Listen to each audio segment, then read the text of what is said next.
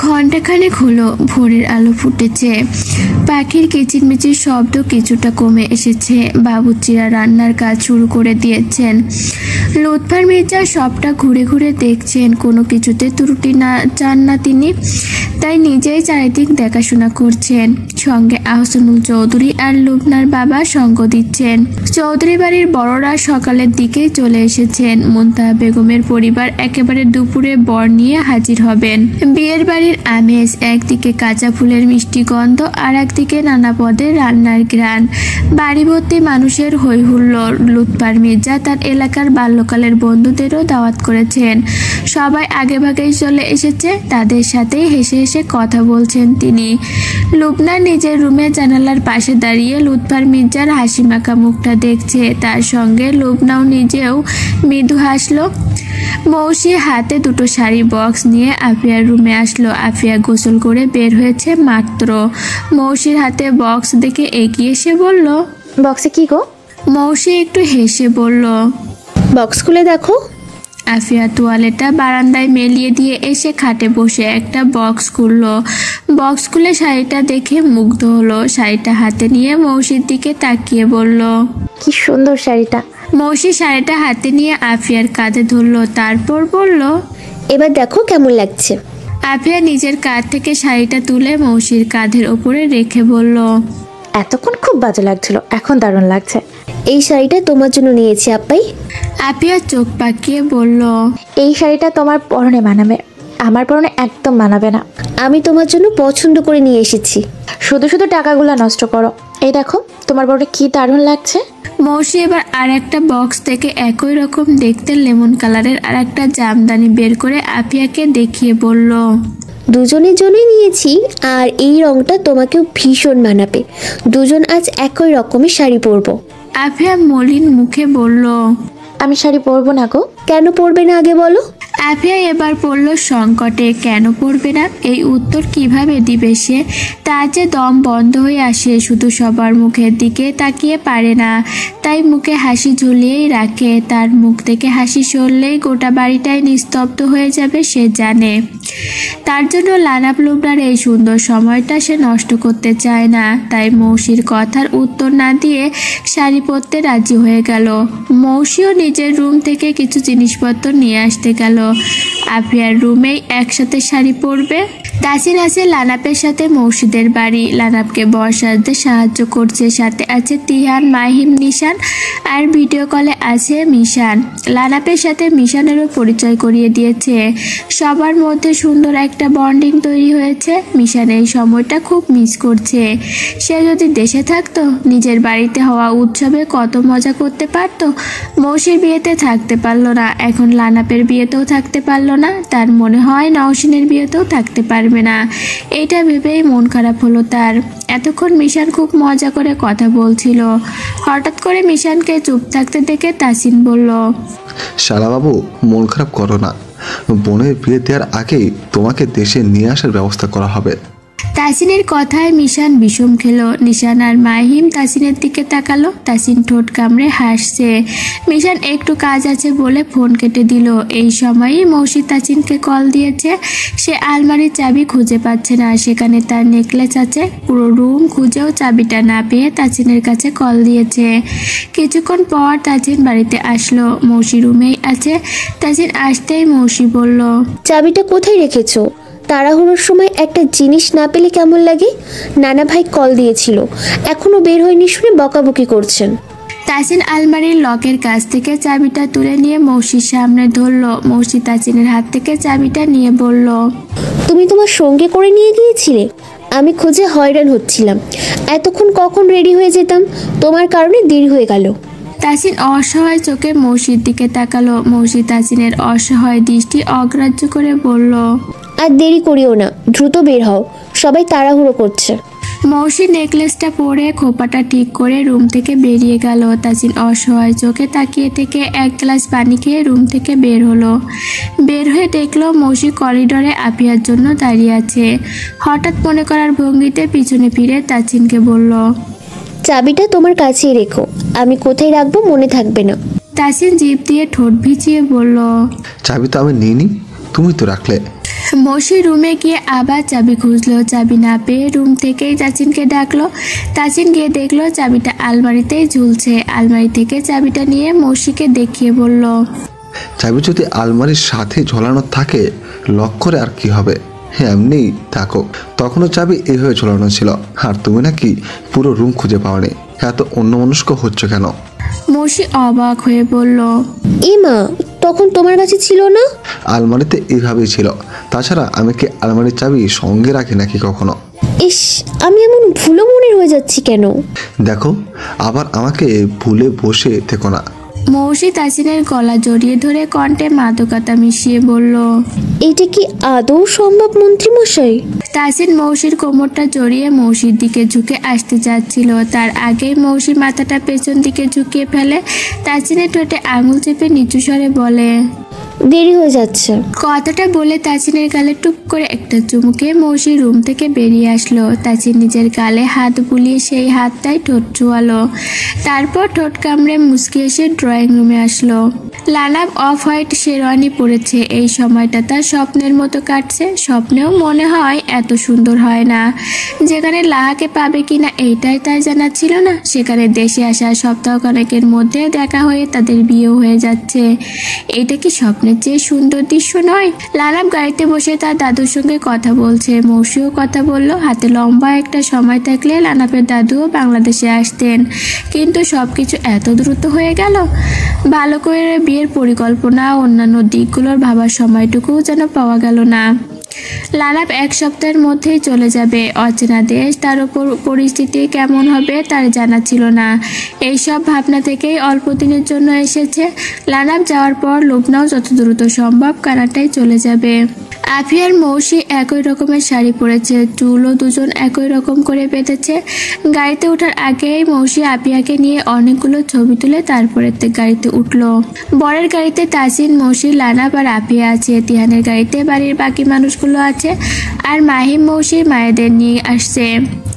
মাফিনের পরীক্ষার জন্য তারা আসতে পারেনি। শুধু চৌধুরী বাড়ি আর শেখ বাড়ির মানুষগুলোকে নিয়েই বরযাত্রী।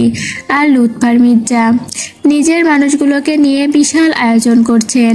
প্রতিবেশী, তার বন্ধু বান্ধব, আত্মীয় স্বজন সবাইকে গুছিয়ে নিয়েছেন। জাঁকজমকপূর্ণ আয়োজন হচ্ছে। লুবনা বউ সেজে নিজের ঘরে বসে আছে। তার পরনে লাল টুকটুকে বেনারসি। বউ সাজে তাকে পুরো অফসরি লাগছে। লুবনা আয়নার সামনে এসে নিজেকে দেখছিল। সেই সময় নিচ থেকে একসঙ্গে অনেকের কণ্ঠস্বর শুনতে পেল, বর এসেছে, বর এসেছে। লুবনা জানালার কাছে দাঁড়িয়ে পর্দা সরিয়ে নিচের দিকে উকি দিল। লানাবকে গাড়ি থেকে নামানো হচ্ছে। লুৎফার মির্জা লানাবকে মিষ্টি খাওয়াচ্ছে, সাথে তাসিন তিহানদারও মিষ্টি মুখ করালেন। এইবার তিহানের বিয়ের পালা বলে সবাই হাসাহাসি করলো। বর দেখার জন্য গেটে সবাই ভিড় করেছে। ভিড় ঠেলে লানাবকে স্টেজে নিয়ে এসে বসালো। মৌসি লুবনার কাছে গিয়ে বসলো। লুবনা একাই বসে আছে। লুবনাকে একা বসে থাকতে দেখে মৌসি মজা করে বলল, নতুন বউ একা বসে কেন? দুলাভাইকে পাহারা দিতে পাঠাবো নাকি? লুবনা লজ্জা পেয়ে বলল, এই না, সবাই ছিল, তোমাদের আসতে দেখে নিচে চলে গেল। মৌসি হেসে বলল। মজা করলাম আপু। লুবনা এবার ভাবুক হয়ে বলল, এই তুমি দুলাভাই বললে কাকে? লানাফ না তোমার ফ্রেন্ড? মৌসি মৃদু হেসে বলল। ফ্রেন্ডকে দুলাভাই বানিয়ে ফেলেছি। লুবনাও মৃদু হাসলো। কিছুক্ষণের মধ্যে লুবনার রুমে ভিড় জমলো। লুবনাকে স্টেজে নিয়ে যেতে হবে। স্টেজের পার্শ্ববর্তী জায়গায় বিয়ে পড়ানো ডেকোরেশন করা হয়েছে, সেখানেই নিয়ে গিয়ে বসাবে।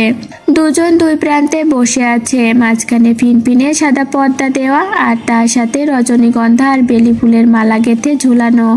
লুবনার মাথায় বড় একটা ঘুমটা টেনে দেওয়া। এক পাশে ছেলেরা বসে আছে, অপর পাশে মেয়েরা বসেছে। বিয়ে পড়ানো শেষ হলে পর্দা সরিয়ে লানাব লুবনার ঘুমটা সরিয়ে মন্ত্রমুগ্ধের মতো চেয়ে থেকে বলল, মাশাল্লাহ। লুবনা মাথা নিচু রেখেই মৃদু হাসলো। লানাব হাত বাড়িয়ে লুবনার হাতটা দু হাতের মুঠোয় নিয়ে শক্ত করে ধরে রাখলো। লানাবের চোখে পানি টলমল করছে। লানাব মাথাটা নিচু করে লুবনার হাতে গাঢ় করে চুমু খেলো। কয়েক ফোঁটা পানি লুবনার হাতে পড়ল। লুবনা চারিপাশে তাকিয়ে নিজের হাতটা ছাড়িয়ে নিয়ে লানাবের চোখের পানি মুছে দিয়ে নিচু স্বরে বলল, এখন থেকে প্রতিটা মুহূর্ত আমি তোমার। এইভাবে কেঁদো না প্লিজ। এই যে তোমাকে ছুঁয়ে কথা দিচ্ছি, আজীবন তোমার সঙ্গে থাকবো। কখনো আর কোথাও যাব না। কিছু সময় বসে থেকে সবাই স্টেজের দিকে গেল। মৌসি লুবনার হাত ধরে স্টেজ পর্যন্ত নিয়ে আসলো। স্টেজের ওপর থেকে লানাফ হাত বাড়িয়ে লুবনাকে স্টেজে উঠতে সাহায্য করলো। লানাফের দাদু ভিডিও কলে ছিল, এখনও ভিডিও কলে পুরো অনুষ্ঠানটা দেখছেন তিনি। রোশনি আর তন্নি দুজন ছবি তুলছে। আফিয়া একটা চেয়ার নিয়ে চুপচাপ বসে আছে। মৌসি তাজিনকে অনেকক্ষণ দেখেনি, আশপাশে খুঁজেও পেল না। কাছাকাছি না পেয়ে মৌসি তাজিনের ফোনে কল দিল। তাজিন সঙ্গে সঙ্গে ফোন রিসিভ করে বলল, বাগানের সাইডে আসো। মৌসি পেছন থেকে আঁচল টেনে বাগানের দিকে গেল। তাজিন দুটো গোলাপ হাতে নিয়ে দাঁড়িয়ে আছে। মৌসি পেছন দিক থেকে বলল, কখন থেকে খুঁজছি, আর তুমি এখানে এসে দাঁড়িয়েছো? তাজিন পেছন ফিরে বলল, বইয়ের জন্য গোলাপ নিতে আসছি। খোপা করেছ, আর খোপায় গোলাপ দাওনি? খাপ ছাড়া লাগছে না? তাজিন এগিয়ে এসে মৌসির খোপায় একটা হলুদ রঙের গোলাপ পুজে দিল। মৌসি হলুদ গোলাপ দেখে বলল, এই গোলাপটা আমার শাড়ি লিপস্টিক কোনোটার সাথেই যাচ্ছে না। তাজিন মৌসির নাকটা টিপে দিয়ে বলল, আমার বইয়ের কোনো ড্রেসের সঙ্গে ম্যাচিং করে কিছু পরতে হয় না। যা পরবে সেইটাই আমার বইয়ের পরনে ম্যাচিং হয়ে যাবে। আলাদা করে ম্যাচিং করার প্রয়োজন হবে না, বুঝলে? মৌসি দুষ্টু হেসে বলল। মন্ত্রী মশাই কি আসলেই এত রোমান্টিক?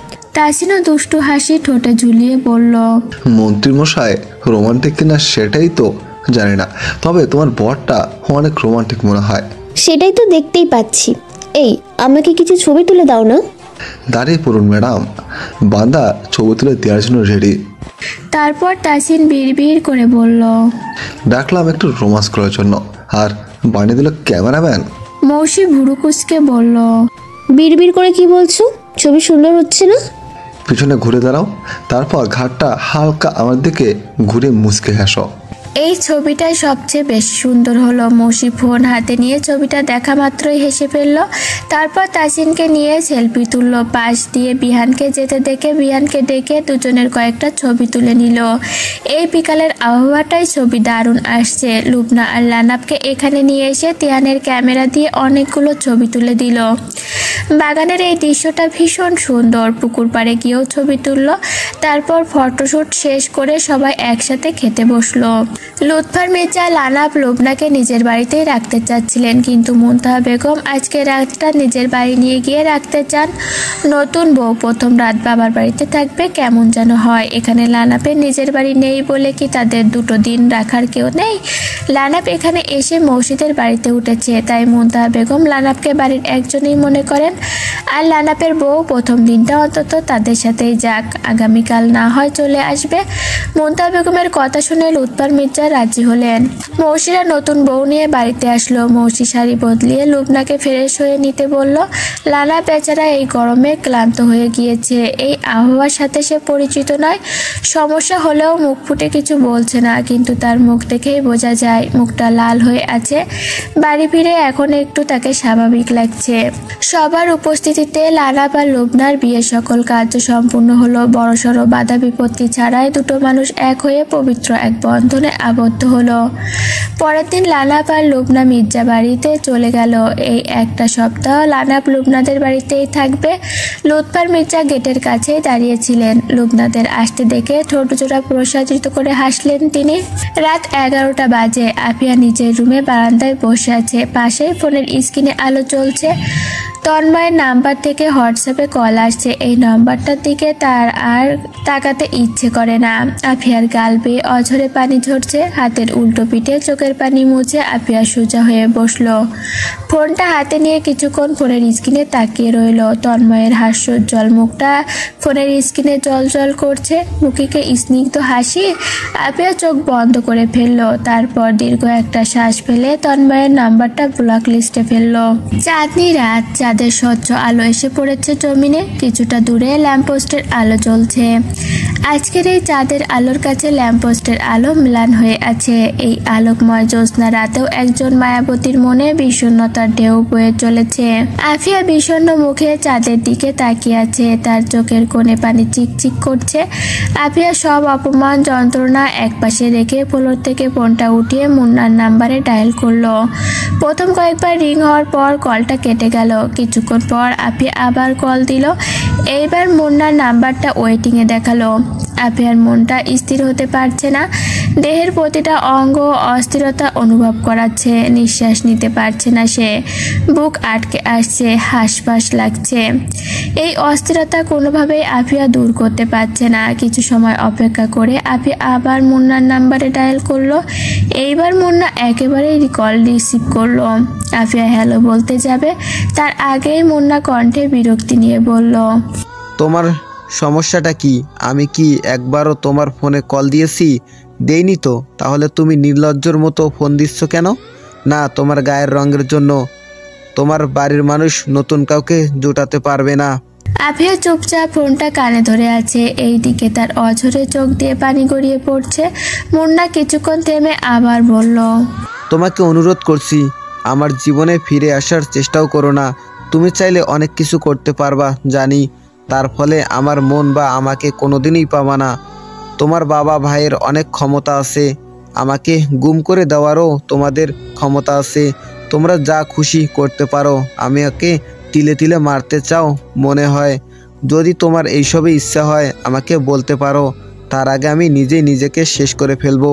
আমি ভালো আছি এখন, আমার ভালো থাকা নষ্ট করো না। নাবিলাকে নিয়ে আমি অনেক ভালো আছি। আমি চাই না তোমাদের ক্ষমতা দিয়ে তুমি আবার এই বাড়িতে ফিরে আসো। আমি খুব শীঘ্রই ডিভোর্স লেটার পাঠিয়ে দেব। আফিয়া পুরোটা শোনার আর শক্তি পেল না। কলটা কেটে হাঁটুতে মুখ গুজে ঠুকরে কেঁদে উঠল। তার গায়ের রং উজ্জ্বল শ্যামলা। গায়ের রং নিয়ে কখনো কেউ কথা শোনায়নি। এই শ্যামলা রঙেই তাকে নাকি বেশি সুন্দর লাগে। এতদিন বাড়ির সবার কাছে এইটাই শুনে এসেছে সে। এমনকি মুন্নাও আগে বলতো আফিয়ার গায়ের রংটা তার ভালো লাগে, আর আজ সেই মানুষ তার গায়ের রং নিয়ে এইভাবে বলল।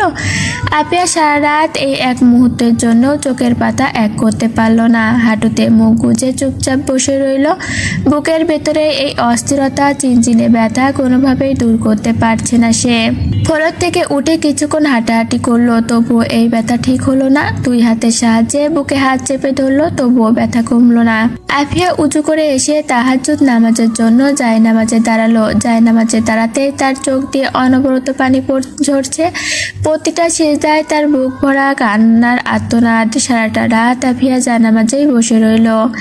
জীবন নিয়ে সে নিজের মধ্যে একটা গণ্ডি করে নিল। তার একটা হাস্যোজ্জ্বল পরিবার আছে। দরজা বন্ধ করে রাত দিন কান্নাকাটি করলেই তার জীবনের সব সমস্যার সমাধান হবে না। আফিয়ার করুণ অবস্থা দেখলে তার বাবা, চাচা, ভাই কেউ মুন্নাকে আস্ত রাখবে না। অন্তত অন্য একটা মানুষকে শান্তি দিতে হলেও তাকে স্বাভাবিক জীবনে আসতে হবে। যে রাখতে চায় না তার কাছে নির্লজ্জ হয়ে বারবার ফিরে যাওয়ার মানে হয় না। সেই রাতের পর থেকে আফিয়া আর মুন্নাকে কখনো কল দেবে না। নিজের সাথেই প্রতিজ্ঞাবদ্ধ হয়। মোমেনা বেগম প্রতিদিন 2-1 করে আফিয়ার কাছে ফোন দেন, আফিয়াকে নিতে আসার কথা বলেন, কান্নাকাটি করেন। কিন্তু আফিয়া সেখানে আবার কার ধরে যাবে? যেখানে নিজের মানুষটা ঠিক নেই সেখানে কিভাবে যাবে সে? আর সেদিনের পর থেকে তাজিন কঠিন হয়ে আছে। কোনোভাবেই বোনকে আর সেই ঘরে দিবে না। আফিয়ার শ্বশুর এসেছিল, কিন্তু সেই ঘটনার জের ধরে তাজিন কোনো কথাই বলতেই রাজি হয়নি। তিনি তাজিনের বাবার বন্ধু, সেই সুবাদে এই বাড়িতে আসতেই পারেন। তাই বলে মুন্নার বিষয় নিয়ে এই বাড়িতে কথা বলা নিষেধ। সেদিন যদি তাজিন সময় মতো না যেত তার বোনটার কি হতো, এইটাই তাজিন মাথা থেকে বের করতে পারে না। আর আফিয়া যেহেতু নিজে থেকে মুন্নাদের বাড়িতে ফিরে যাওয়ার কথা কিছু বলে না, সেখানে তাজিন আর কাউকে পরোয়া করে না। এভাবেই কয়েকটা দিন কেটে গেল। রোশনি পরীক্ষা দিতে যাচ্ছে। বাড়ি থেকেই ভেবে রেখেছে সেই মেয়েটার সঙ্গে কথা বলবে। পরীক্ষার হলে পৌঁছে পরীক্ষা শুরু হওয়ার আগ পর্যন্ত রোশনি আর তন্নি মেয়েটাকে খুঁজলো, কিন্তু মেয়েটাকে কোথাও দেখতে পেল না। তাদের বিল্ডিংয়ের প্রত্যেকটা রুমে একবার করে উকি দিয়ে আসলো, তবুও চোখে পড়লো না। পরীক্ষা শেষ করেও দুজনে খুঁজলো, কিন্তু মেয়েটার আর দেখা মিলল না। রোশনি নিরাশ হয়ে বাড়ি ফিরল। আজ লানাফের ফ্লাইট। গতকাল লানাফ আর লুবনা এসে মৌসিদের বাড়ি সবার সাথে দেখা করে গিয়েছে। এই বাড়ি থেকে আফিয়া আর মৌসি লানাফকে এয়ারপোর্টে ছাড়তে গিয়েছে। বাকিদের আজ ভীষণ ব্যস্ততা। তাজিন একটুও সময় পায়নি, তাই ভোরেই একবারে লানাফের সাথে দেখা করে এসেছে। এয়ারপোর্টে যাওয়ার সময় আর দেখা হয়নি। লুবনা, লুৎফার, মির্জা সবাই এসেছেন। লানাফ মলিন মুখে এয়ারপোর্টের মধ্যে ঢুকলো, বারবার পিছন ফিরে তাকালো। এই সময়টা বড্ড যন্ত্রণার। সবাই লানাবকে বিদায় দিয়ে এয়ারপোর্ট থেকে বের হয়ে আসলো। কিছুক্ষণ দাঁড়িয়ে লুৎফর মির্জা লুবনাকে নিয়ে বাড়ি ফিরলেন। মৌসি আর আফিয়া একটু ঘুরবে বলে শাহবাগের দিকে আসছিল। 15 মিনিট ধরে জ্যামে বসে আছে তারা। কিছুক্ষণের মধ্যে জ্যাম কাটবে মনে হচ্ছে। মৌসির সাথে গল্প করতে করতে হঠাৎ আফিয়া জানালার দিকে তাকালো। কিছু সময় জানালার বাইরে এক দৃষ্টিতে তাকিয়ে থেকে বলল, কে বলেছে যে ঠকায় সে ভালো থাকে না? এই পৃথিবীতে যে ঠকায় সেই সবচেয়ে ভালো থাকে। আফিয়াকে অন্যমনস্ক হয়ে জানালার বাইরে তাকিয়ে থাকতে দেখে মৌসিও সেদিকে তাকালো। মুন্না বাইকের পেছনে একটা মেয়েকে নিয়ে জ্যামে আটকে আছে, কিন্তু জ্যামের জন্য তাদের মুখে বিরক্তিকর চিহ্ন মাত্র নেই। দুজন কথা বলছে, কথার মাঝে খিলখিল করে হাসছে, যেন এই সময়টা তাদের জন্য হলেও থেমে যাক। অপরিচিত মানুষদের কাছে বিষয়টা এমনই মনে হবে। আফিয়া বুকে ব্যথা নিয়ে মুখে মুচকি হাসলো। মৌসি রেগে আগুন। মৌসি অস্পষ্ট একটা গালি দিয়ে গাড়ির দরজা খুলে বাইরে নামতে যাচ্ছিল। আফিয়া মৌসির হাত টেনে ধরে ইশারায় নামতে না করলো। মৌসির আগে জানালার বাইরে থুতু ফেললো। রেগে বলল, কষে কয়েকটা থাপ্পড় দিতে পারলে এই মুহূর্তে শান্তি পেতাম। তুমি এত শান্ত কিভাবে থাকো আপাই? আফিয়া মৌসির হাতটা ধরে চুপচাপ বসে রইল। সে চিৎকার করে একটু কান্না করতে পারলে হয়তো বাঁচত। এই এত বড় পৃথিবীতে তার কান্না করার মতো জায়গার বড্ড অভাব। মৌসি আফিয়াকে ডেকে বলল, এমন চুপচাপ থেকো না আপাই, মন খুলে কথা বলো। আমি তো আছি তোমার পাশে, আমার সাথে শেয়ার করো। এই ধরনের মানুষগুলো কিছু সময়ের জন্য ঠকিয়ে হাসলেও প্রকৃতি তাদের ঠিকই শাস্তি দেয়। এই ভালো থাকা কখনোই চিরস্থায়ী হয় না। সৎ থাকার মতো শান্তি কিছুতেই নেই। তুমি কি ভাবছো এই ঠকবাজগুলো ভালো থাকবে? কখনোই ভালো থাকবে না। দেখো, সত্যিকার অর্থে ঠকে যায় কারা যেন? যারা ঠকায় তারা। এই ঠকবাজ মানুষগুলোই দিন শেষে নিঃস্ব হয়। আফিয়া হ্যাঁসূচক মাথা নাড়িয়ে কিছুক্ষণ পর অন্যমনস্ক হয়ে শান্ত স্বরে বলল, মানুষ মানুষের সামনে যেমন উচ্চ স্বরে হাসতে পারে তেমন কাঁদতে পারে না। কেন কেন বদ্ধ ঘরে মুখে আঁচল চেপে কাঁদতে হয়? মৌসির এতক্ষণে রাগটা চোখের পানি হয়ে বেরিয়ে আসলো। একটা মানুষ কতটা দুঃখী হলে এইভাবে বলতে পারে। মৌসি আফিয়াকে জড়িয়ে ধরে বসে আছে, আর এইদিকে মৌসির চোখ দিয়ে টপ টপ করে পানি পড়ছে। আফিয়া মৌসির গালে হাত রেখে বলল, বোকামি, তুমি কাঁদছো কেন? কেউ কারোর কষ্টের কথা শুনে কাঁদে নাকি? একটু সান্ত্বনা দিতে পারো, তাই বলে কাঁদতে হয়? এত নরম হলে চলবে না তো। আফিয়া নিজের কষ্ট একপাশে রেখে মৌসিকে সামলালো। জ্যাম কাটলে অন্য কোথাও না গিয়ে বাড়ি ফিরে আসলো। সন্ধ্যার পর তহমিনা চৌধুরী আফিয়ার রুমে আসলেন। সাথে তিয়ানের আম্মু আছে। আফিয়া জামা কাপড় ভাঁজ করে অড্রপে রাখছিল। তহমিনাদের দেখে বলল, বসো না, আমি এক্ষুনি ড্রয়িং রুমে যাচ্ছিলাম। কাপড়গুলো কয়েকদিন থেকে ছিটে আছে বলে গুছিয়ে রাখছিলাম। তিহানের আম্মু খাটে বসলো। কিছুক্ষণের মধ্যে মৌসি এসেও হাজির হলো। আফিয়া হেসে বলল, কি ব্যাপার বলো তো? আজ সবাই আমার রুমে বসলে যে? সন্ধ্যার চা কি এখানে বসেই খাবা? চা কি নিয়ে আসবো? রোশনির আম্মু চা বিস্কিটের ট্রে নিয়ে ভেতরে আসতে আসতে বললেন, আমি চা নিয়ে চলে এসেছি, তোমাকে আর যেতে হবে না। মৌসি এগিয়ে গিয়ে চায়ের ট্রেটা ধরলো। খাটের মাঝখানে ট্রে রেখে নিচেও বসে পড়লো। রোশনির পরীক্ষা বলে নিজের রুমেই পড়ছে। মৌসি চায়ের কাপে চুমুক দিয়ে বলল, আচ্ছা, ছোট মামুনির চায়ে এমন ভিন্ন স্বাদ হওয়ার রহস্য কি? আমি কবে থেকে বলছি আমাকে একটু শেখাও, মামুনি কথাই শুনছে না। আফিয়া ঠোঁট টিপে হেসে বলল, এই রহস্য, চাচ্চুকে হাতে রাখার রহস্য কাউকে বলা যাবে না, তাই না ছোট মা? রোশনির আম্মু হেসে বললেন, বাড়ির বউকে বলা যায়, কেননা এক বাড়ির পুরুষই তো সব। ছেলের বউদেরও তো রহস্য শেখাতে হবে। তাহমিনা চৌধুরী মুখ টিপে হেসে বললেন, এই চা খেয়েই কিন্তু তোর চাচ্চু তোর ছোট মাকে বিয়ে করার জন্য পাগল হয়ে গিয়েছিল। সে কি কাণ্ড! আফিয়া হেসে বলল, এই কাহিনী সবাই জানে, ভাইরাল কাহিনী, তাই না বলো মা? একসাথেই সবাই হেসে উঠল। কত রকম গল্প হাসিতে একটা সন্ধে পার হলো। গল্পের এক পর্যায়ে মুন্নার বিষয়ে কথা তুললেন তহমিনা চৌধুরী। মায়ের মন কোনো কিছুতেই মানে না, মেয়ের মনও সহজে বোঝা যায় না। এখন বড় হয়ে আরো কথা লুকাতে শিখেছে। তাহমিনা চৌধুরী সব সময় দুশ্চিন্তা করেন। তহমিনা চৌধুরী আফিয়াকে মুন্না কল দেয় কিনা জিজ্ঞাসা করলেন। তহমিনার কথায় আফিয়ার মুখটা চুপসে গেল। আফিয়াকে চুপ থাকতে দেখে মৌসি মুখ খুলল। জ্যামে সেই ঘটনাটা তহমিনাদের বললেন। তিয়ানের আম্মুরা হতভম্ব হয়ে তাকালেন। রশনির আম্মু বললেন, এমন চরিত্রহীনের ঘরে মেয়ে কখনো দেব না। আপা, তাহসিনকে বলো ওই চরিত্রহীনকে আইনের আওতায় নিয়ে এসে শাস্তি দিতে। তাহমিনা বললেন। তাসিন আর তাসিনের বাবা চাচারা আসলেই কথা বলবো। আফিয়া নিচু স্বরে বলল। আমি এসব চাই না মা, সে তার মতো থাকুক, তার কোনো শাস্তি আমি চাই না, তার কোনো বিষয়ে কথা বলতেও চাই না। এবারে চুপ হয়ে যাও, যে যেইভাবে থাকতে চাই থাকুক। তিহানের আম্মু বললেন। এইভাবে সম্পর্কটা বয়ে বেড়ানোর চেয়ে ডিভোর্স লেটার পাঠিয়ে দেওয়া, তা না হলে এইভাবে চলতে থাকবে, যেটা টিকার নয় সেটা বয়ে বেড়ানোর চেয়ে স্বস্তি নিয়ে থাকা ভালো। মুন্নার যদি অন্য কোনো সমস্যা থাকতো বা নেশা করতো তাহলে তোমাকে বলতাম মুন্নাকে সুযোগ দাও, ফিরে যাও। কিন্তু এমন চরিত্রহীন হলে মেয়েকে পাঠিয়ে তো আমরাও শান্তি পাবো না। সেদিনের রাতের কথা ভাবলে এখনো বুক ফেটে যায়। কি আঘাতটাই না করেছিল। মেজমা, আমি ওর জীবনে আর কখনো ফিরবো না। আমি ফিরে যাওয়ার চেষ্টা করছি, কিন্তু সে আমাকে যেই ভাষায় কথা বলেছে আমি কোনোদিনও আর তার সামনে যাব না। সে আমাকে বলে আমার বাবা চাচারা নাকি আমার গায়ের রঙের জন্য। আমি আর কিছু বলতে পারছি না। আফিয়া অঝরে কাঁদছে। তিহানের আম্মু আফিয়াকে বুকে জড়িয়ে নিলেন। আফিয়া ফুপিয়ে উঠে বলল। আমি নিজে থেকে ওকে ডিভোর্স দিতে পারবো না, এইভাবেই চলুক না। আমি আর পারছি না। আমি কি দোষ করেছিলাম বলতে পারো? সবাই কেন আমাকে কষ্ট দিতে আসে? রোশনির আম্মু চোখের পানি মুছে আফিয়ার পিঠে হাত বুলিয়ে দিয়ে বললেন। আমরা সব সময় তোমার সঙ্গে আছি মা। কোনো চরিত্রহীনের জন্য তুমি নিজেকে কষ্ট দিও না, শক্ত হও, আমরা তো আছি। আর মনে রেখো আল্লাহ ছাড় দেন কিন্তু ছেড়ে দেন না। তুমি শক্ত হয়ে শুধু দেখো, সে তার ফল পাবেই। আমরা সবাই তোমার সাথে আছি। তুমি ভেঙে পড়লে আমরা কেউ ভালো থাকবো না। আমাদের সবাইকে একত্রে ভালো থাকতে হবে। আল্লাহর উপরে ভরসা রাখো, অবশ্যই ভালো কিছু হবে। 5 ওয়াক্ত নামাজ পড়ো, পড়াশোনা শুরু করো, নিজের জন্য নিজেকে তৈরি করো, নিজে হাসো। মুন্না ভালো থাকুক যেমন চাচ্ছ, ঠিক তেমন ভাবে নিজের ভালো থাকাটা নিয়েও ভাবতে হবে। যে মানুষ অন্যের ভালো চেয়ে নিজের সুখ মাটি চাপা দিতে পারে সে সবচেয়ে শক্তিশালী মানুষ। আর তুমি নিজের স্বামীর ভালো থাকা ভেবে দূরে সরে আসতে চাচ্ছ। তোমার ভিতরে কতটা মনোবল আছে ভাবতে পারছো? এই মনোবলটা ধরে রেখে নিজেকে ভালো রাখতে শিখতে হবে।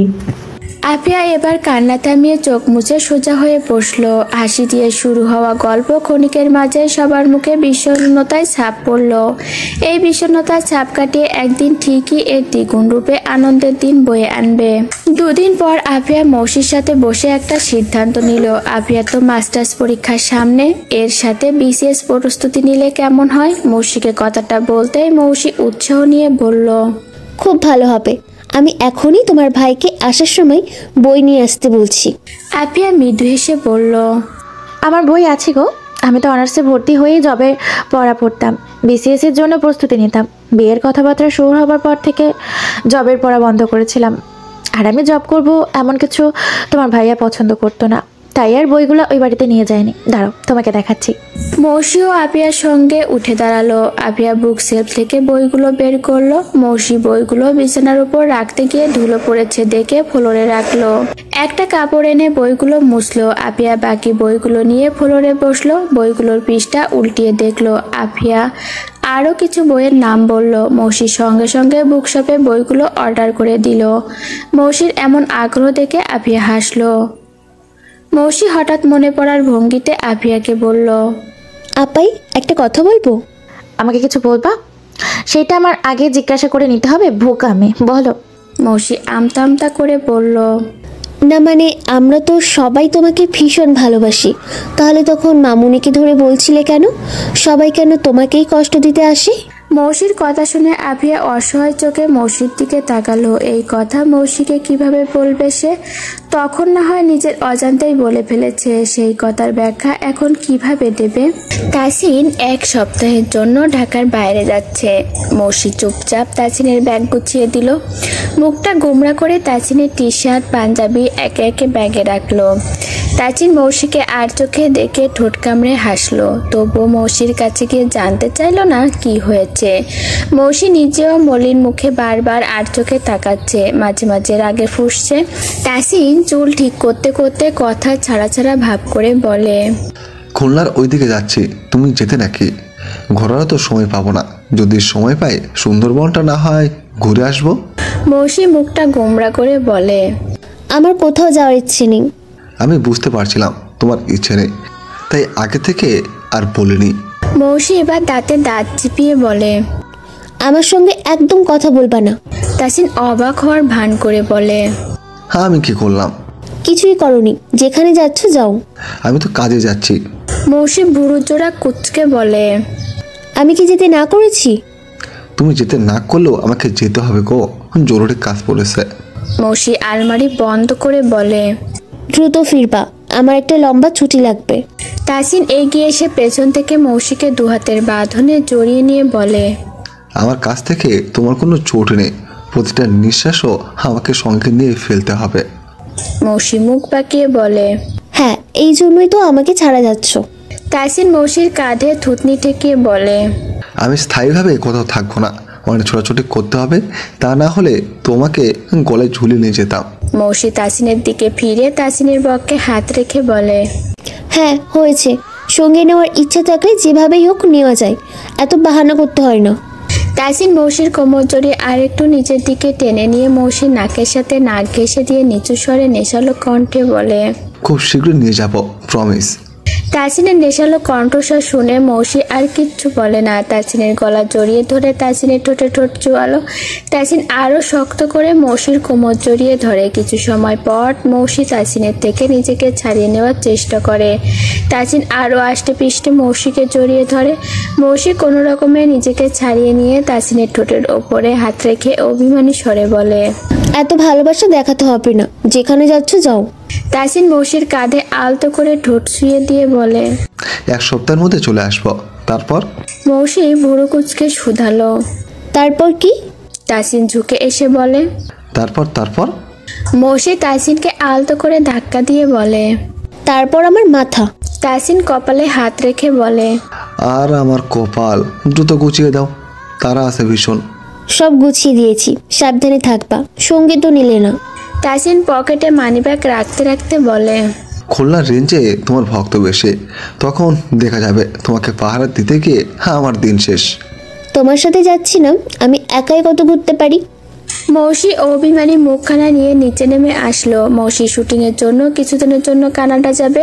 এই ব্যাপারটা নিয়ে কিছু ভেবে তাসিনকে মানাতে হবে। কানাডা যাওয়ার আগ পর্যন্ত মৌসি তাসিনের সাথেই থাকতে চাচ্ছিল, কিন্তু তাসিনের কাজের জন্য সম্ভব হলো না। 3 দিন পর মৌসির জন্মদিন, আর তাসিন 1 সপ্তাহের জন্য খুলনা যাচ্ছে। কতগুলো জন্মদিন গিয়েছে, তাসিনের সামনে পর্যন্ত মৌসি আসেনি। আর আজ তাসিনের সঙ্গে থাকার ইচ্ছে করলেও হচ্ছে না। তাসিন কি মৌসির জন্মদিন ভুলে গেল? মৌসি মনটা খারাপ করে রান্নাঘরে চলে গেল। তাসিন কিছুক্ষণ আগে বাড়ি থেকে বেরিয়ে গিয়েছে। পার্টি অফিস থেকে সঙ্গে আরো কয়েকজনকে নিয়েছে। তাসিনের গন্তব্য এখন খুলনা। লোবনা ল্যাপটপ নিয়ে পুকুর পাড়ে বসে আছে। এতক্ষণ লানাপের সঙ্গে ভিডিও কলে কথা বলছিল। কথা বলা শেষ করে সেদিনের মৌসির সাক্ষাৎকারটা ওপেন করলো। এই ভিডিওটা শেষটুকু লোবনা কতবার যে দেখেছে তার হিসাব নেই। লানাপের বলা কথাগুলো বারবার টেনে টেনে দেখে। প্রথম দিন দেখে মনটাই খারাপ হয়ে গিয়েছিল তার, কিন্তু পরবর্তী সময়গুলোতে যতবার দেখে ততবারই মুচকি আসে। এখনো ভিডিওটা দেখছে আর হাসছে। বিকেল গড়িয়ে সন্ধে নেমে আসলো। লোবনা পুকুর পাড় থেকে উঠে দাঁড়ালো। এই পুকুর পাড়ে এসে বসলেই লানাপকে এখন বেশি মিস করে সে। লানাপ যে কয়টা দিন ছিল এই পুকুর পাড়ে বেশি সময় কাটাতো। এই জায়গাটা লানাপের খুব ভালো লাগার একটা জায়গা। লুৎফার মির্জাকে নিয়ে পুকুর পাড়ে বসে মাছ ধরতো। লোবনা বালতি নিয়ে মাছ ওঠার অপেক্ষা করত। একটা সপ্তাহ কত দ্রুতই না চলে গেল। চারপাশে আজান শুনে লুবনা নামাজ পড়ার জন্য নিজের রুমে চলে আসলো। লুবনা নামাজ আদায় করে নামাজ রেখে মায়ের কাছে গেল। কাগজপত্রগুলো ঠিক করতে হবে। লুৎফার মির্জার সঙ্গেও কথা বলবে। লুবনার মা চা বসিয়েছে। লুবনা মায়ের কাছে গিয়ে কাগজপত্রগুলোর খোঁজ করলো। লুবনার মা বললেন কাগজপত্রগুলো লুবনার দাদুর কাছে আছে। লুবনা লুৎফার মির্জার বাড়ি আসা পর্যন্ত অপেক্ষা করলো। লুবনা কানাডা থেকে আসার পরেই লুৎফার মির্জা লুবনার সব ডকুমেন্টসগুলো নিজের কাছে রেখে দিয়েছিলেন, যেন লুবনা কখনো আর ব্যাক করতে না পারে। এইসবের জন্যই লুবনা আরও নিজেকে গুটিয়ে রেখেছিল। এখন আর তার কোনো বাধা নেই, মান অভিমানের কথা শোনারও নেই। এখন শুধু নিজেদের ভালো সময়টা উপভোগ করবে তারা। আধা ঘন্টা হলো আফিয়া রান্নাঘরে ঢুকেছে, সাথে মৌসি আর রসনু যোগ দিয়েছে। এই আধা ঘন্টা ধরে কি বানাবে এটাই ভেবেছে। একবার ভাবছে কেক বানাবে তো একবার ভাবছে নুডলস করবে। সব ভাবনা বাদ দিয়ে শেষমেশ আফিয়া হাতের স্পেশাল পাস্তা খাওয়ার সিদ্ধান্ত নিল। আফিয়া পাস্তা বানিয়ে ড্রয়িং রুমে নিয়ে আসে। তিহান করিডোর থেকেই বলে, আমার জন্য রেখো কিন্তু, আমি হাতের কাজটা শেষ করে আসছি। তিহান হাতের কাজ শেষ না করেই নিচে এসে বাটিতে পাস্তা তুলে নিয়ে খেতে শুরু করলো। তিহান খেতে খেতে আফিয়ার দিকে তাকিয়ে বলে, ইয়াম্মি আপাই, এই পাস্তাটা বেস্ট। এইদিকে আখির একটু কম পড়েছে বলে মুখ ফুলিয়ে বসে আছে। তিহান উঠে নিজের বাটি থেকে আখির বাটিতে অর্ধেক তুলে দিল। আখি এবার নিজের বাটিতে বেশি বলে সবাইকে নিজের বাটিটা দেখিয়ে বেড়ালো। বাড়ির এই বাচ্চাগুলোই যেন বাড়ি মাতিয়ে রাখার প্রাণ। আহসানুল চৌধুরী খুলনায় একটা ফ্যাক্টরি করবেন, তাসিনী বাবা চাচাদের কাছে অফারটা রেখেছে। তাই যেই ফ্যাক্টরিতে স্টুডেন্টরা পার্ট টাইম জব করতে পারবে, স্টুডেন্টদের বিভিন্ন সুযোগ সুবিধা দেওয়া হবে, এই বিষয়গুলো নিয়েই আহসানুল চৌধুরীরা নিজেদের মধ্যে পরামর্শ করছিলেন। এর মধ্যে মুনতাহা বেগম ভুনা খিচুড়ি আর ইলিশ মাছ ভাজা নিয়ে আসলেন। বিকেল থেকে গুড়ি গুড়ি বৃষ্টি পড়ছে। মৌসি বৃষ্টি হলেই ভুনা খিচুড়ি রান্না করতে বলতো। মেয়েটার বিয়ে হয়ে যাওয়ার পর থেকে আর কোনো আবদার করে না, যেন হুট করেই বাচ্চামি স্বভাবগুলো মিলিয়ে গিয়েছে। তাই আজ মুনতাহা বেগম বৃষ্টির আগমনে নিজে মনে সবার জন্য ভুনা খিচুড়ি রান্না করে নিয়ে এসেছেন। মৌসি মায়ের হাতে ভুনা খিচুড়ি দেখে মিষ্টি করে হাসলো। মুনতাহা বেগম লিভিং রুমে বসতে বসতে আফসোস করে বললেন, তানসিন কবে আসবে? ছেলেটা নেই আর আজ রান্না করলাম। তানসিনও ভুনা খিচুড়ি খুব পছন্দ করে। মৌসি মুখ বাঁকিয়ে বলে, বনে আছে দেখো, বেশি মায়া লাগলে এক প্লেট নিয়ে গিয়ে এগিয়ে দিয়ে আসো। মুনতাহা বেগম অবাক হয়ে বললেন, এখন তোমার মন থেকে হিংসে যায়নি? আমার ছেলেকে এখনো হিংসে করো? মৌসি বিড় করে বলে, পারলে দুমড়ে মুচড়ে খেয়ে ফেলতাম, সবসময় পেটের মধ্যে থাকতো, শান্তি পেতাম। সারাদিন বাড়ির বাইরে থাকে, এর মধ্যে আবার ঢাকার বাইরে গিয়েছি সপ্তাহের জন্য। তার আর ফেরার দরকার কি? একেবারে দেশের বাইরে গিয়ে থাকুক। ভুরু কুচকে এমন বিড় করছো কেন? তুমি বুঝবে না, বাবাকে ভালো পেয়েছো তাই তোমার এত চিন্তা নেই। মুনতাহা বেগম এবার তীক্ষ্ণ দৃষ্টিতে তাকিয়ে বললেন, আমার ছেলেটা খারাপ নাকি? না গো, অতি মার্জিত ভদ্র শান্ত ছেলে তোমার। আমার ছেলে ভদ্র। তোমার সঙ্গে পরে বকছি, আগে খেয়ে নিই চলো। মুনতাহা বেগম মৌসিকে পাশে বসিয়ে নিয়ে বললেন, তানসিনের সাথে কিছু হয়েছে মা? মৌসি একগাল হেসে বলে, আমি মজা করছি মা, তোমার ভাইয়ের ছেলে হাজারে একটা। মুনতাহা বেগম বললেন, হাজারে না, লাখে একটা। মৌসি হেসে বলল, আচ্ছা তাই হলো, এবার চলো। খাওয়া দাওয়া শেষ করে সবাই একসাথে গল্পের আসর জমালো। আফিয়া আকি চুল বেঁধে দিচ্ছে, তিহান তন্নির সাথে মাঝে মাঝে মেসেজে কথা বলছে, আর রোশনি মিশনকে অডিও কলে রেখেছে। সবাই নিজেদের মতো করে সময় কাটাচ্ছে। এইভাবেই সময়গুলো ভালো খারাপের মধ্যে কেটে যাচ্ছে। এই প্রচণ্ড শীতের মাঝেও তন্ময় দরদর করে ঘামছে। আফিয়ার হোয়াটসঅ্যাপে মেসেঞ্জারে কোথাও কল দিতে পারছে না সে। আফিয়া সব জায়গা থেকে তন্ময়কে ব্লক করেছে। তন্ময় অস্থির হয়ে আফিয়ার সাথে যোগাযোগ করার চেষ্টা করে যাচ্ছে। তন্ময় এক বন্ধুর কাছ থেকে জানতে পেরেছে মুন্না আফিয়াকে ডিভোর্স লেটার পাঠাবে। ডিভোর্সের কার্যক্রম শুরু করে দিয়েছে। এমন একটা সময়ে চুপচাপ স্বভাবের নিরিবিলি মেয়েটা কি করছে? সে তো মুখ ফুটে তার মনের কথা কাউকে বলতে পারে না। তাসিন আর তার মায়ের পর একমাত্র তন্ময়ই আফিয়াকে বুঝতো, আর সেই তন্ময়ই আগ পিছে না ভেবে পিছু হাঁটলো। তন্ময়ের এ সময় নিজেকে বড্ড অপরাধী লাগছে। কোনোভাবেই স্বাভাবিক হতে পারছে না। আফিয়ার সাথে 2 মিনিট কথা বলার জন্য অস্থির হয়ে যাচ্ছে সে। তন্নি তাদের বিষয়ে কিছুটা জানলেও এই বিষয়ে ছোট বোনকে জড়ানো যায় না। তন্ময় অস্থিরতা শেষ হয়ে যাচ্ছে, না পেরে তাসিনের নাম্বারে ডায়াল করলো। তার বুকের মধ্যে হাঁসফাঁস করছে। বুকের মধ্যে তীব্র যন্ত্রণা নিয়েও তাসিনকে ওই বিষয়ে বলার মতো কথা খুঁজে উঠতে পারলো না। এলোমেলো ভাবে কিছু কথা বলে কল কেটে দিল। তন্ময় অস্থির হয়ে শেষ পর্যন্ত তন্নির কাছে কল দিল। নতুন করে ভিন্ন নাম্বারে হোয়াটসঅ্যাপ খুললো। তন্নি পিনটা দিতেই তন্ময় হোয়াটসঅ্যাপ ওপেন করে আফিয়ার নাম্বারটা অ্যাড করলো। আফিয়াকে অনলাইনে না পেয়ে অপেক্ষা করতে লাগলো। আধ ঘন্টা পর আবার কল দিল। এবার আফিয়া কল রিসিভ করে সালাম দিল। তন্ময় সালামের উত্তর দিয়ে বলল, আফিয়া আমি। আফিয়া বিরস মুখে বলল, চিনতে পেরেছি, কল দিয়েছো কেন? তন্ময় আফিয়ার প্রশ্নে কিছুক্ষণ চুপ করে থাকে, তারপর সময় নিয়ে বলে, আমাকে ইগনোর করছো কেন? আফিয়া সোজাটোয়া সবটা উত্তর দেয়, ইগনোর কখন করলাম? সব জায়গা থেকে ব্লক দিয়েছো, আমি কোনোভাবে যোগাযোগ করতে পারছিলাম না। যোগাযোগ কেন করব? এই প্রশ্নে তন্ময় চুপ হয়ে গেল। আফিয়া আবারও বলে, দয়া দেখাতে চাচ্ছ? তন্ময় আঁতকে ওঠা কণ্ঠে বলে, এইভাবে বলছো কেন? আমি তোমাকে দয়া দেখাবো? তোমার এইটা মনে হয়? আমার আর কিছুই মনে হয় না তন্ময়। একটু সহজ হও না প্লিজ। আফিয়া মলিন হেসে বলে, আমাকে কঠিন মনে হচ্ছে? আমি নিজেকে ক্ষমা করতে পারছি না আফিয়া। আফিয়া একটা দীর্ঘশ্বাস ছেড়ে বলে, নিজেকে ক্ষমা করতে পারবে না কেন? নিজের সাথে কি করেছো? আমার জন্য তোমার জীবনটা এলোমেলো হয়ে গিয়েছে। এসব উদ্ভট চিন্তা বাদ দিয়ে নিজের পড়াশোনাতে মনোযোগী হও। আমার জীবন এলোমেলো হতে যাবে কেন? আমি ঠিক আছে।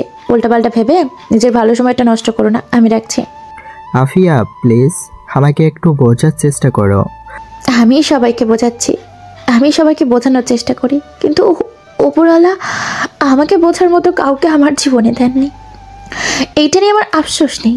আমি তোমাকে বুঝে তোমার জীবন থেকে দূরে এসে বাবা মায়ের কথা শুনে বিয়ে করলাম। যাকে বিয়ে করলাম তাকে বুঝে সব মেনে তার সাথে বাকিটা জীবন কাটিয়ে দেওয়ার জন্য তার কাছে হাত জোড় করলাম। তবুও ভাগ্য আমার সহায় হলো না। আমি সবাইকে বুঝে তাদের মতো করে চলতে চেয়েছি, তবুও কোথাও ঠাঁই পাইনি। নতুন করে আর কিছু বোঝার ইচ্ছে আমার নেই। তোমার মতো করে তুমি ভালো থাকো। আফিয়া তন্ময়কে কিছু বলার সুযোগ না দিয়ে কল কেটে দিল। এই মুহূর্তে তন্ময় আর কল ব্যাক করলো না। আফিয়াকে কিছুটা সময় দেওয়া প্রয়োজন। বারবার কল দিলে বিরক্ত হয়ে বিপরীতে ঘটতে পারে। তন্ময় ফোনটা রেখে দুহাতে মাথা চেপে ধরে বেশ কিছুক্ষণ চুপচাপ বসে রইল। আধা ঘন্টা পর পার্ট টাইম জমে যেতে হবে। রুমের মধ্যে অস্থিরতা বেশি লাগছে, তাই আজ আধা ঘন্টা আগেই বের হলো। যাওয়ার পথে কত চিন্তা সে মাথায় আসলো তা শুধু আল্লাহ আর তন্ময় জানে। শত চিন্তা নিয়ে কফি শপে নিরিবিলি একটা জায়গায় বসে পড়ল সে। মাথাটা খুব ধরেছে তার। এলোমেলো চিন্তাগুলো বেশ ঘুরপাক খাচ্ছে। অস্থিরতা মোটেও কমছে না। এই অস্থিরতার মধ্যেই জবের সময় হয়ে আসলে কাজে ব্যস্ত হয়ে পড়ল সে। এই ভিন দেশের মাটিতে এসে একটু সময় নিয়ে দুঃখ পাওয়ারও সময় নেই। অস্থিরতার মধ্যেও ছুটতে হবে। তন্ময়ের সাথেও সেইটা হচ্ছে। বুকের মধ্যে হাঁসফাঁস লাগুক, তীব্র যন্ত্রণা হোক, তবুও ছুটতে হবে। এই ছোটা শেষ কোথায় সে জানে না। আজ রোশনিদের শেষ পরীক্ষা। মুন্নার সঙ্গে থাকা সেই মেয়েটার সাথে আজকেও দেখা হলো না। তন্নি রোশনি দুজনেই তন্ন তন্ন করে খুঁজেও মেয়েটাকে দেখা পেল না। সামনে হাঁটতে হাঁটতে তন্নি রোশনিকে বলে, মেয়েটা কি বাকি পরীক্ষাগুলো দিচ্ছে না? এমনটা তো হওয়ার কথা নয়। ফাইনাল পরীক্ষা খুব কম মানুষই মিস দেয়। তন্নি ভাবুক হয়ে বলে, মেয়েটা হয়তো সেদিন ক্যাম্পাসে ঘুরতে এসেছিল, কোনো পরীক্ষার্থী না সে, এমন হতে পারে না। আরে বোকা, সেদিন তুই দেখলি না মেয়েটার হাতে ফাইল ছিল? হয়তো আলাদা ডিপার্টমেন্ট। আমাদের সেদিন পরীক্ষা থাকে, ওর থাকে না। তন্নি জিভ উল্টিয়ে বলে, তাই হবে হয়তো। চল এবার বাড়ি যাই।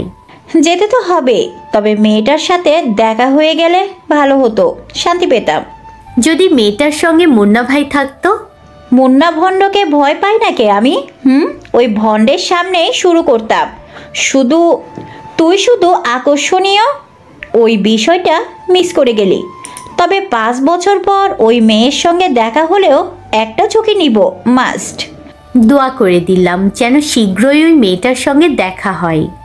আমার আপার জীবনটা পুরো শেষ করে দিয়েছে। কেটে টুকরো করে ফেললেও ওই ভণ্ডের উপর থেকে রাগ যাবে না। তাসিন ভাইয়া কিছু বলেন না? আপা সবাইকে নিষেধ করেছে। আপা ঝামেলা পছন্দ করে না। এত কিছুর পরেও আপা চুপ করে আছে? আপা এমনই। আপা বলে সবার ভালো থাকার অধিকার আছে, যে যেমনভাবে থাকতে চায় থাকুক। শুধু আপার জন্য আব্বু, চাচু, ভাইয়ারা সবাই চুপ করে আছেন। তা না হলে ওই মুন্না লুচ্চার হাড় আর মাংস আলাদা করে ফেলতো। আপার ধৈর্য আছে। এই সময় এসেও কত সহজেই না মুন্না ভাইয়ের উপর কোনো অভিযোগ না রেখে চুপ হয়ে গিয়েছে। এত ভালো নয় বুঝলি? এই ধরনের মানুষগুলো এতে আরো মাথা চাড়া দিয়ে ওঠে। তন্নি শুধু হু বলে রোশনির হাত ধরে সামনে হেঁটে গেল। তন্নি বাড়ি ফিরে তিহানের ফোনে কল দিল। তিহান এখনো অফিস থেকে ফেরেনি। তিহানের সাথে একটু কথা বলে রাতে রান্নার জন্য রান্নাঘরে গেল। তিহান অফিস থেকে ফেরার পথে তন্নির বাড়ির নিচে এসে তন্নির নাম্বারে কল দিল। তন্নি তখনও রান্না করছিল। তিহান কল দিয়ে 2 মিনিটের জন্য নিচে নামতে বলায় তন্নি নিচে নেমে আসলো।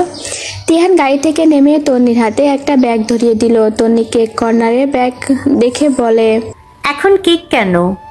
কেক কর্নারে গিয়েছিলাম, ভাবলাম তোমার জন্য নি। কেক দেওয়ার ছলনায় মুখটাও দেখা যাবে। আর রাতে 2 দিনের জন্য ঢাকার বাইরে যাব, মিষ্টি মুখটা দেখে না গেলে যাত্রা শুভ হবে না, তাই এই পদ্ধতি। হইছে, আমার তরকারি পুড়ে যাবে, এখন আসি। তিহান মুখটা কাচুমাচু করে বলে, একটু আদর তো দাও। তন্নি ভুরু কুচকে বলে, এই ভর সন্ধ্যায় রাস্তায় দাঁড়িয়ে আদর? ভর সকাল, ভর দুপুর, ভর রাত কোনো সময়ই আদর দিতে দেখিনি, তাই এই ভর সন্ধ্যায় চান্স পাওয়া যেত কিনা দেখতাম। দিন দিন খুব অসভ্য হওয়া হচ্ছে, তাই না? তিহান অভিমানী স্বরে বলে, লাগবে না, যাও। ক্লান্ত মুখে অভিমানী স্বরটা শুনে তন্নির বুকের মধ্যে কেমন একটা করে উঠলো। ক্লান্ত মুখের দিকে তাকিয়ে ভীষণ মায়া হলো। তন্নি চারপাশে তাকিয়ে তিহানের দিকে একটু এগিয়ে গিয়ে পা জোড়া একটু উঁচু করে তিহানের গালে টুপ করে একটা চুমু দিয়ে দৌড়ে চলে গেল। তিহান বিষয়টা বোঝার আগেই তন্নি দৌড়ে চলে গিয়েছে। তিহান তন্নি চলে যাওয়ার পথের দিকে তাকিয়ে মৃদু হাসলো। গালে হাত বুলিয়ে সেই হাত পুরো মুখে স্পর্শ করলো। তারপর গাড়িতে উঠে ড্রাইভিং সিটে বসে তন্নির বারান্দার দিকে এক পলক তাকালো। তন্নিকে বারান্দায় দেখে তিহান দুষ্টু হাসি দিল। তন্নির দিকে তাকিয়ে উড়ান্ত চুমু ছুঁড়ে দিল। তিহানের পাগলামি দেখে তন্নিও মিষ্টি করে হাসলো। রাত 10টা বেজে 22 মিনিট। তাসিনে যাওয়ার 2 দিন পর হয়ে গিয়েছে। মৌসির আগামীকাল জন্মদিন। মনটা ভার করে বারান্দায় বসে আছে সে। আজ সারাটা দিন তাসিন একবারও কল দেয়নি। মৌসি কল দিলেও তাসিন কল কেটে দিয়েছে। ব্যস্ত আছি বলে মেসেজ পাঠিয়ে রেখেছে। মৌসির জন্মদিনটাও তাসিনের মনে নেই। এইটা ভেবে মৌসির মনটা আরো ভার হয়ে গিয়েছে। মুখে এক ফোঁটাও হাসি নেই তার। রাগ, অভিমান, কষ্ট সবকিছুর মিশ্রণ এসে মেখেছে মুখটায়। রাত 11:30 বাজে। আকাশে শত শত শুকতারার মেলা। মৌসি বিষণ্ণ মুখে আকাশের দিকে তাকিয়ে শুকতারাগুলোর সাথে বিড়বিড় করে কিছু একটা বলছে।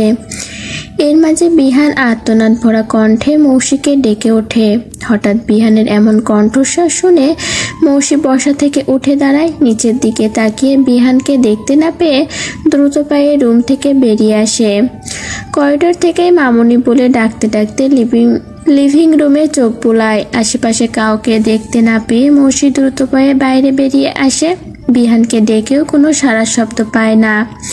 মৌসির চারপাশে ভালো করে চোখ বুলিয়ে নিয়ে আফিয়াকে ডাকে। কারো কোনো সাড়া শব্দ নেই। এর মধ্যে হঠাৎ করেই বাড়ির সব লাইটগুলো অফ হয়ে যায়। চারপাশে ঘুটঘুটে অন্ধকারের মধ্যে মৌসির বুকটা কেঁপে ওঠে। অদৃশ্য এক ভয়ে পুরো শরীর অসাড় হয়ে আসে। মৌসি নিচু স্বরে বিহানকে কয়েকবার ডেকে কিছু একটা খোঁজার জন্য সামনের দিকে হাত বাড়ায়। সামনের দিকে যেতেই কয়েক মুহূর্তের মধ্যে শক্ত কিছুর সাথে ধাক্কা খেয়ে আর্তনাদ করে ওঠে সে। চিৎকার করে এবার কাউকে ডাকতে যাবে তার আগে শক্তপোক্ত একটা হাতের মানুষ এসে মৌসির মুখ চেপে ধরে। মৌসি হাত বাড়িয়ে মানুষটাকে আঘাত করতে যাওয়ার আগেই পেছন থেকে আর এক জোড়া হাত মৌসির হাত দুটো শক্ত করে ধরে বেঁধে ফেলে। তারপর একটা রুমাল দিয়ে চোখ বেঁধে পাঁচকোলা করে শক্তপোক্ত গড়নের একটা মানুষ সামনে হেঁটে চলে। মৌসি অস্থিরতায় হাত পা ছুটছে, শক্তি খাটানোর চেষ্টা করছে, তবু কোনো রকম বাগে পাচ্ছে না। মুখ বাঁধা বলে কোনো শব্দও বের করতে পারছে না সে। লোকটার শক্তির সাথে না পেরে মৌসি নিজেকে একটু শান্ত করে। নিজেকে ধাতস্থ করার পর হঠাৎই তার নাকে চেনা স্মেল ধরা দেয়। তার চারপাশে ভীষণ পরিচিত স্মেল। মৌসি এবার হাত পা ছোড়া পুরোটাই বন্ধ করে। মানুষটার কাঁধে নাক ঘেঁষে গন্ধ নেয়। তারপর স্বস্তির একটা শ্বাস ছেড়ে পুরো শরীরটা এবার মানুষটার কাঁধে ছেড়ে দেয়। তাসিন মৌসিকে ছাদে তুলে কাঁধ থেকে নামিয়ে জোরে একটা শ্বাস ছেড়ে মৌসির হাতের বাঁধন খুলতে খুলতে বলে, অত ওজন কি হয়ে বাড়ালে? সেটুকু ওঠাতে গিয়ে আমি শেষ। মৌসির মুখের বাঁধনটা খুলতে খুলতে প্রশ্নের পিঠে প্রশ্ন করে, নিজের বইয়ের দিকে কয় মাস নজর দাওনি? নজর তো সব সময় থাকে। মনে হলো হুট করে ওজন বেড়ে গিয়েছে। মৌসি চোখের বাঁধনটা খুলতে যাচ্ছিল, তার আগেই তাসিন বাধা দিয়ে বলে, কিছুক্ষণ ওয়েট করো। হঠাৎ মনে পড়ার ভঙ্গিতে মৌসি দ্রুত গতিতে বলে, এই তুমি না ঢাকার বাইরে ছিলে, আসলেই তুমি তো। মৌসি চোখের বাঁধন টেনে খুলে ফেলছিল, তার আগেই তাসিন এগিয়ে গিয়ে পেছন থেকে মৌসির চোখ টিপে ধরে, তারপর কপালে সূক্ষ্ম ভাঁজ ফেলে বলে, আসলে তুমি তো, এর মানে কি? আমাকে কি ভূত মনে হচ্ছে? মৌসি ভয় পেয়ে তাসিনের হাত আঁকড়ে ধরে ভয়ে ভয়ে বলে, এইসব ভুটটুট বলে কিছু নেই, তা আমি জানি, তবে এই এত রাতে না থাকা জিনিসের স্মরণ করানোর কি দরকার ছিল? মৌসির কথায় কিছু চাপা হাসির আওয়াজ শোনা যায়। মৌসি হাত বাড়িয়ে সামনে খারাপ বোঝার চেষ্টা করে, কিন্তু কয়েক মুহূর্তের মধ্যে চাপা হাসিগুলো মিলিয়ে যায়। মৌসির সামনে হাত বাড়িয়েই বলে, এখানে কে কে আছে আর হচ্ছেটা কি বলবা তো? বার্থডে সারপ্রাইজ দিবা তাই তো? তাসিন হতাশ হয়ে বলে, এত কেউ বকে, এভাবে সারপ্রাইজ দেওয়া যায় নাকি? সব ভেস্তে গেল। মৌসি নিজের মুখ চেপে ধরে চাপা গলায় বলে, এই যে মুখ বন্ধ করলাম, টু শব্দটাও করব না। পৃথিবীর যত সারপ্রাইজ আছে সবগুলো এক জায়গায় করে আমাকে সারপ্রাইজ দাও। আমি কিছু বুঝিনি, চুপ করে রইলাম। তাসিন নিজের কপালে হাত রেখে আফিয়ার দিকে হতাশ দৃষ্টিতে তাকায়। আফিয়া, তিহান সবাই মুখ টিপে হাসতে হাসতে নিচে চলে গেল। 12টা বাজতেই তাসিন মৌসির চোখের বাঁধন খুলে পেছন থেকে মৌসিকে জড়িয়ে ধরে বলে, শুভ জন্মদিন আমার শোক পাখি। এই দিনটা না আসলে আমার জীবনে এত সুখ কোথায় পেতাম বলো তো? তুমি কি জানো, তুমি আমার চৈত্রিক কাঠপাটা দুপুরের শত ক্লান্তির মাঝে এক টুকরো শান্তির স্থল। তোমার কাছে আসলে যে স্বস্তিটুকু পাই, তা আমি অন্য কোথাও পাই না। প্রতিটা মুহূর্তে মস্তিষ্ক জুড়ে বিচরণ করো। সুখ বুঝি একেই বলে? তুমি আমার এমন একটা সুখ, যেমনটা নীল আকাশের বুকে পাখির ডানা মেলে মনের সুখে উড়ে বেড়ায়, নিশ্চিন্তে এক দুপুর পার করে দেয়, সুখে সুখে ভাব নিয়ে পরন্ত একটা বিকেল পার করে দেয়। তোমাকে পেয়ে আমি ঠিক ওই ডানা মেলে উড়ে বেড়ানো পাখিগুলোর মতোই ভীষণ ভীষণ সুখী। মৌসি নিষ্পলকভাবে তাসিনের দিকে তাকিয়ে কথাগুলো শুনছে, তার সাথে ভীষণ রকমের অবাক হচ্ছে। সারা সন্ধ্যার বিষণ্ণতা হুট করেই যেন মিলিয়ে গিয়েছে। ছাদের এক কর্নারে মৃদু আলোয় একটা ছোট্ট করে স্টেজ সাজিয়েছে। স্টেজের মাঝ বরাবর একটা টি টেবিল রেখে অনেকগুলো গোলাপের পাপড়ির মাঝে মৌসির পছন্দের রেড ভেলভেট কেকটা রেখেছে। মৌসির এসব সাজসজ্জার দিকে খুব একটা নজর নেই। মৌসি শুধু তাসিনের মোহময় দৃষ্টিজোড়া দেখছে। কি মায়া এই চোখ জোড়ায়। মৌসি ধীর পায়ে তাসিনের দিকে এগিয়ে গিয়ে তাসিনের গলাটা দুহাতে জড়িয়ে ধরে। তাসিন দুই বাহুর মাঝে মৌসিকে শক্ত করে আঁকড়ে ধরে কানের কাছে মুখ নিয়ে নিচু স্বরে বলে, কেকটা দ্রুত কাটো, আরও সারপ্রাইজ আছে। মৌসি তাসিনের বুক থেকে মাথা তুলে জিজ্ঞাসু দৃষ্টিতে তাকায়। তাসিন ইশারা করে কেক কাটতে বলে। মৌসি তাসিনের বাহু জড়িয়ে বলে, বাড়ির সবাইকে ডাকবো না? ডাকবে না, এই দিনগুলো শুধু তোমার আর আমার। মৌসির মনটা একটু খারাপ হলো। বাড়ির সবাইকে নিয়ে কেক কাটার মজা আলাদা, কিন্তু তাসিন যতক্ষণ একাকী সময় কাটাতে যাচ্ছে তাই মৌসি আর কিছু বলে না। কেক কেটে এক টুকরো কেক তাসিনের মুখে দেয়। তাসিনও মৌসিকে কেক খাইয়ে টিস্যুতে হাত মুছে বলে, 15 মিনিটের মধ্যে আমরা বের হব। কোথায় যাব এটা জিজ্ঞাসা করো না।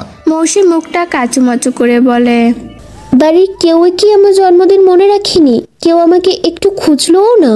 তাসিন মৌসির মন খারাপ উপেক্ষা করে মৌসিকে নিয়ে ছাদ থেকে দ্রুত নিচে চলে আসে। তারপর নিজেদের রুমে গিয়ে দ্রুত লাগেজে জামা কাপড় নিয়ে নেয়।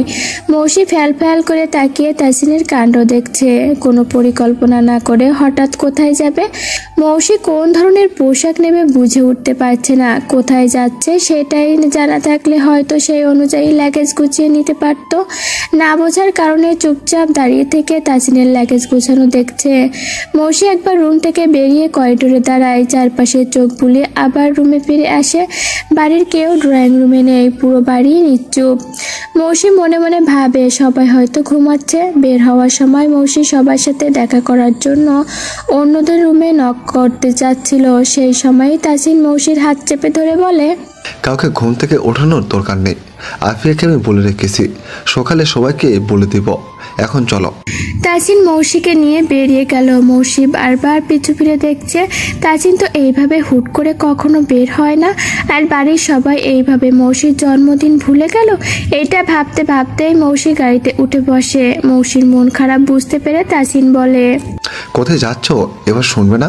মন খারাপগুলো এক পাশে রেখে মৌসি নিজেকে ধাতস্থ করে হেসে তাসিনের দিকে ভালো করে ঘুরে বসে বলে, দ্রুত বলো, এইভাবে তো লাগেজ গুছিয়ে কোথাও নিয়ে যাও না, সময় করেও উঠতে পারো না।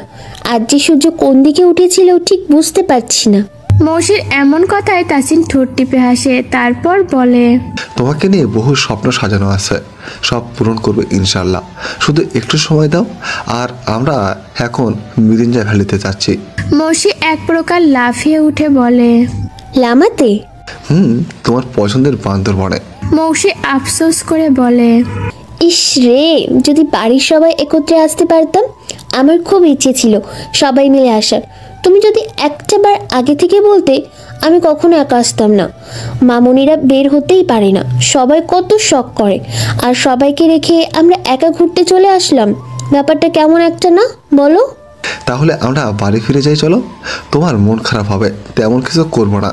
তাসিনের এমন কথায় মৌসি এবার স্বাভাবিক হলো। বিয়ের পর তো এখনো কোথাও ঘুরতে যেতে পারেনি। তাসিন হয়তো এইটা ভেবেই এই পরিকল্পনাটা করেছে।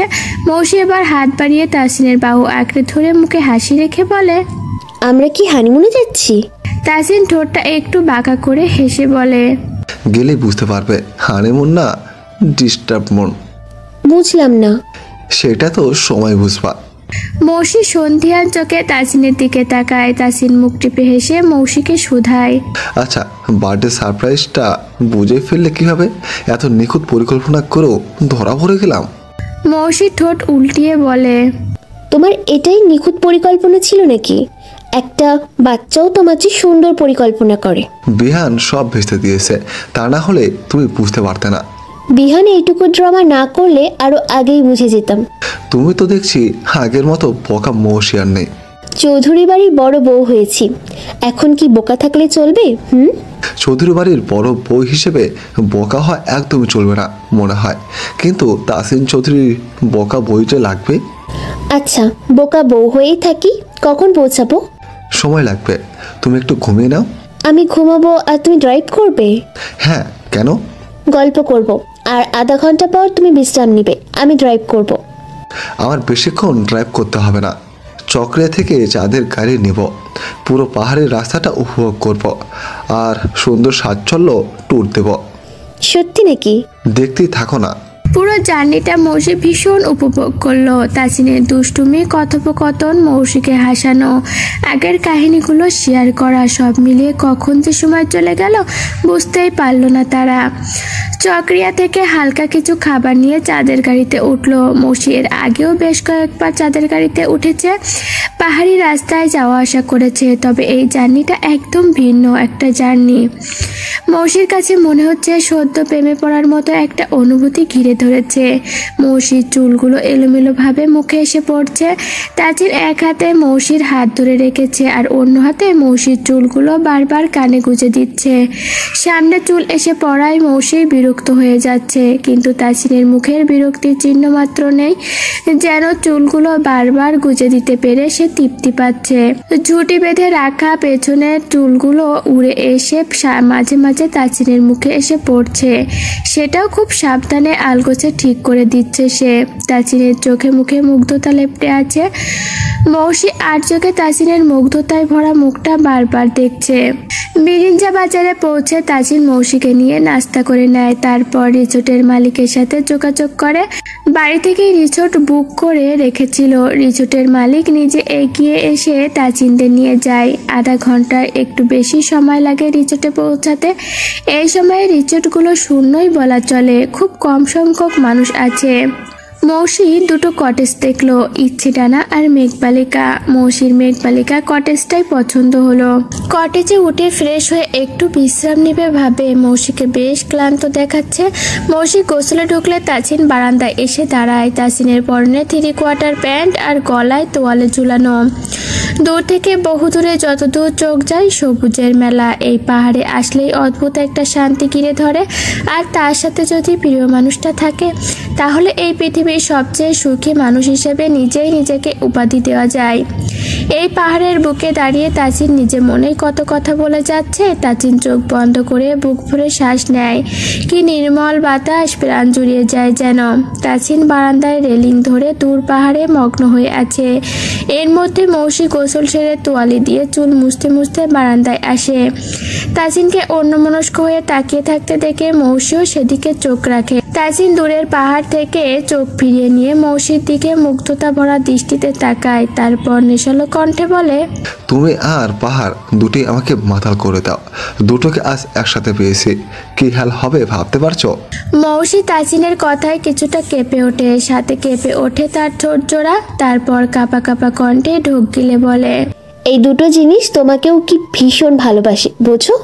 তাসিন 1 সেকেন্ড সময় না নিয়ে মৌসিকে হ্যাঁচকা টানে নিজের কাছে নিয়ে মৌসির কাঁপা কাঁপা ঠোঁট জোড়া নিজের আয়ত্তে নিয়ে নেয়। মৌসিও 2 হাতে তাসিনকে আঁকড়ে ধরে। কিছু সময়ের মধ্যে পাহাড়ের বুকে হঠাৎ করে বর্ষণ নামে। মৌসি নিজেকে ছাড়িয়ে নিতে চাইলে তাসিন আরো শক্ত করে মৌসিকে আঁকড়ে ধরে। মৌসি মিনমিনে স্বরে বলে, বৃষ্টি নামছে তো। তাসিন গলার স্বর খাদে নামিয়ে বলে, আজ একসাথে 2 বৃষ্টিতে ভিজবো। আমার প্রেমের বৃষ্টি আর পাহাড়ের বৃষ্টির কোন বৃষ্টিতে ভেজা বেশি সুখের সেটা পরে রিভিউ নিব। গুড়ি গুড়ি বৃষ্টি থেকে হঠাৎই ঝুম বৃষ্টি শুরু হয়। তাসিন 2 হাতে মৌসির কোমর জড়িয়ে ধরে, আর মৌসি তাসিনের গলা জড়িয়ে তাসিনের লোমশ বেচা বুকে আঙুল দিয়ে আঁকিবুকি করে। তারপর তাসিনের সামনে চলে আসা চুলগুলো এলোমেলো করে দিয়ে আবার ঠিক করে দেয়। তাসিন এক দৃষ্টিতে মৌসির দিকে তাকিয়ে আছে। মৌসির মুখের দিকে দৃষ্টি রেখেই বলে, হেই প্রকৃতি, বলো তো কে বেশি সুন্দর, তুমি না আমার জীবনটা? তাসিনের পাগলামি দেখে মৌসি ফিক করে হেসে ফেলে। তারপরে বলে, প্রকৃতির ঊর্ধ্বে কিছু হয় না, তুমি আমি কেউই না। আমার প্রকৃতি তুমি, তুমি নিজেও জানো না কি একটা নেশা তুমি। প্রকৃতির মতোই নেশালো তুমি। আমি তোমাকে আর প্রকৃতিকে কোনোভাবে আলাদা করতে পারি না, দুটোই আমাকে চুম্বকের মতো টানে। তাই আজ জানতে চাইলাম কি বেশি সুন্দর। আল্লাহ এত সুখ আমাকে দিয়েছেন, 2টার প্রকৃতি আমাকে উপহার দিয়ে। পাগলামি কিন্তু বেশি হয়ে যাচ্ছে। কিসের সাথে কি যে তুলনা করো, পাম দাও তাই না? নেশা বোঝো? বুঝি। এই যে নেশালো কণ্ঠে পাগল করে দিচ্ছ। তাসিন মৌসির কোমরটা আর একটু নিজের দিকে টেনে নিয়ে বলে, আর তুমি যে পুরো শেষ করে দিচ্ছ এই বেলায়। মৌসি কথা ঘুরিয়ে বলে, গোসল সেরে এসে আবার ভিজলাম, এবার ঠান্ডা লাগবে। তাসিন মৌসির চুলে মুখ গুজে নেশা ভরা কণ্ঠে বলে, কথা ঘুরে নিচ্ছ কেন? মৌসি ঠোঁট টিপে হেসে বলে, ঠান্ডা লাগবে তাই। তাসিন এবার মৌসিকে কোলে তুলে নিয়ে কটেজের রুমে চলে যায়। ঝুম বৃষ্টি থেমে এবার গুড়ি গুড়ি বৃষ্টি পড়তে থাকে। পাহাড়ের বুকে বৃষ্টির পানিতে দ্বিগুণ সতেজতা ফিরে আসে। সাথে যুক্ত হয় 2জন মানুষের মায়াময় মুহূর্ত। তাদের পাগল কপারা প্রেমের সাক্ষী হিসাবে থাকে এক বৃষ্টি ভেজা পাহাড়। মৌসি সন্ধ্যার আগে আগে ঘুম ভেঙে যায়। হাত বাড়িয়ে তাসিনকে খোঁজে, কিন্তু তাসিনকে রুমের কোথাও দেখতে পায় না। মৌসি উঠে চুলগুলো হাত খাপা করে বারান্দায় দেখে। বারান্দাতেও তাসিন নেই। মৌসি আশপাশ চোখ বুলিয়ে দেখে, ডেকেও তাসিনের কোনো সারা শব্দ পায় না। এইদিকে প্রায় সন্ধ্যা নেমে এসেছে, চারপাশে আধার নেমে আসছে। হঠাৎ করে যেন মৌসির বুকটা কেঁপে ওঠে। কটেজের বাইরে বের হয়, চারপাশে কারো দেখা পায় না, কিন্তু দূর থেকে কিছু শব্দ শুনতে পায়। সেই শব্দগুলো অনুসরণ করে মৌসির সামনে এগিয়ে যায়।